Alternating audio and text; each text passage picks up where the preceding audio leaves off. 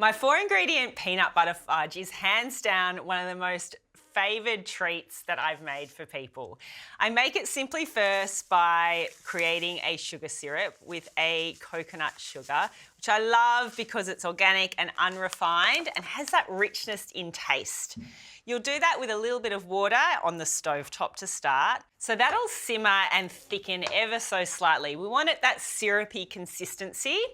And whilst that's simmering, we're going to get some coconut oil into the bowl, which is melted. This time of year is great because the coconut oil naturally melts in the heat. And some vanilla extract. I love that beautiful vanilla flavour. And then our peanut butter. You could use other nut butters, but peanut butter is definitely one of my favourites. It brings that fudginess to life, as well as you get a really good balance of protein, carbs and fats in this little treat. It's something that I absolutely love passing on to new mums when they've just had a baby, so they've got lots of good energy sources ready to go whilst they're feeding. All right, so we've got a cup of our smooth peanut butter. You could use crunchy too, except the smooth means that we can just whack it all into a bowl, whisk the ingredients together, and then you've got that delicious, creamy peanut butter fudge ready in minutes.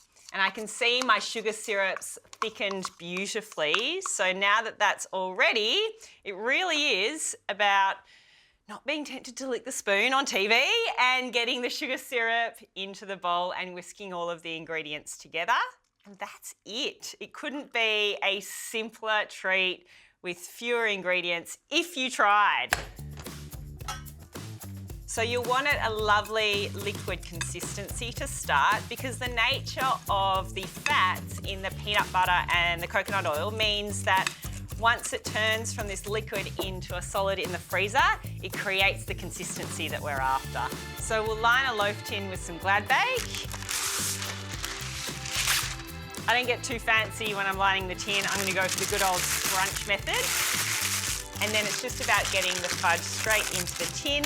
And then you let it set in the freezer for maybe 2 to 3 hours. And you'll want to slice and serve it direct from the freezer. If you keep it in the fridge or on the bench top, you'll notice that pretty quickly the fats will melt again and become liquid, and we don't want that. We want them to stay solid so we have that delicious fudge. Then the final little piece on this equation is a little bit of sea salt on the top, and that's it. Honestly, it couldn't be simpler. And into the freezer, and we'll wait for it to set.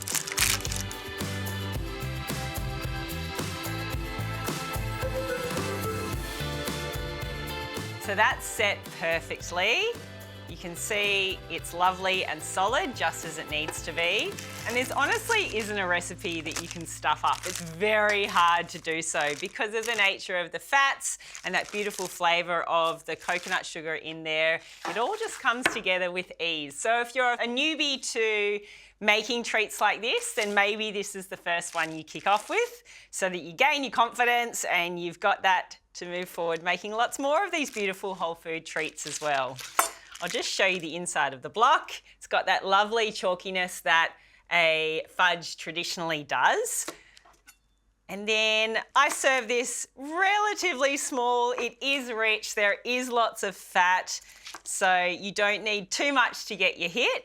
And it means you've got a little bit more to drag it out over the weeks to come to have those delicious whole food treats packed in your freezer, ready to go.